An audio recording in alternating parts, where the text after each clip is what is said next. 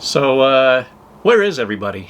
I think it's pretty clear to a lot of people that the whole Clone Hero community has gone pretty quiet lately. You know, a lot of the YouTubers in the scene have quit to go play real guitar, or they're just taking a break to play other games, or they're getting outed as cheaters. So I wanted to talk about if the game is really dead. Now, calling Clone Hero dead is being a bit overdramatic. I don't think the game is dead. I think that people are just taking a break from it. There's only so long that you can play along with very basic mechanics before it gets old. And this isn't really the type of game that we need ongoing, constant support on it, so it's always going to be there when we want to come back to it. But something I wanted to talk about is how well do Guitar Hero skills transfer over to other things you might want to do. Now, I did the one video with like Guitar Hero transferring to real guitar, and I mean, that one's kind of a weird jump. They aren't quite as similar as you would expect, as I'm sure a lot of you have experienced. But something that I find so interesting about Clone Hero and all the Guitar Hero games is that it's a game that relies almost entirely on your mechanics and your finger dexterity. You know, Guitar Hero takes pretty much no decision making, no multitasking, any of that. It's extremely straightforward of like, all right, let's test your reflexes and your muscle memory and just see how fast you can move your hands. And so I feel like this video game is a really good practice video game to play other video games, if that makes sense. Because if you can get really good at Guitar Hero, you can get really good at a lot of other games. Now, take Toby, for example. I mean, he was pretty much the best Guitar Hero player in the world for a while. And it's kind of interesting to see what kind of other games he's uploaded footage of onto his channel.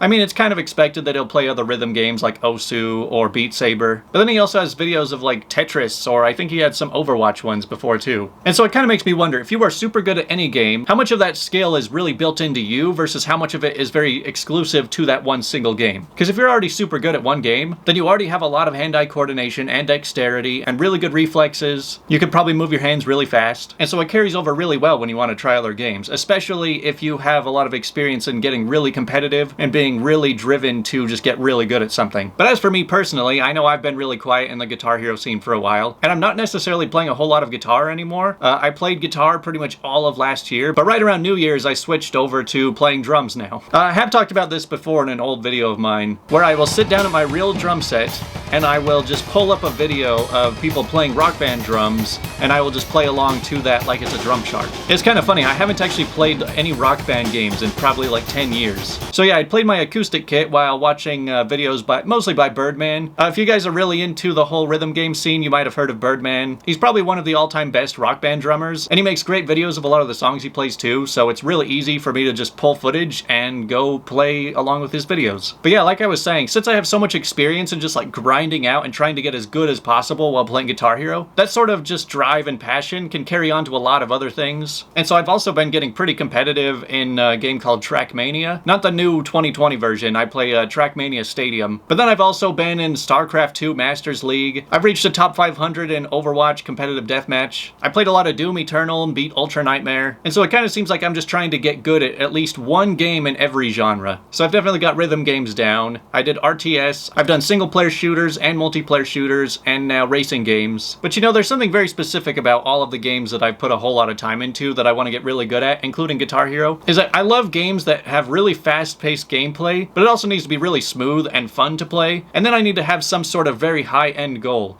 A goal that I can keep working towards over time until I reach that. I mean, there are some times where I will be so focused on achieving a goal in a game that I'll be playing like 8 hours a day, like constantly. And then as soon as I get the goal, I'm done. I just close the game, uninstall it, and then I'm good. Whereas other times, it's just about working my way up and trying to get better and better over time. And what makes Guitar Hero so nice in that way is that there is a song for literally any skill level. Like, you can take the most tiny baby steps of just going from one level to the next until you just go as high as you feel like you want to. And so it's very well laid out and structured to just move up the ladder. But anyways, I'm just kind of checking in. I want to know from you guys, if you're good at Guitar Hero, what other games you're really good at. It'd be kind of interesting to see if there's like a pattern of where a lot of Guitar Hero people like to go. And also that South Park video I made last week.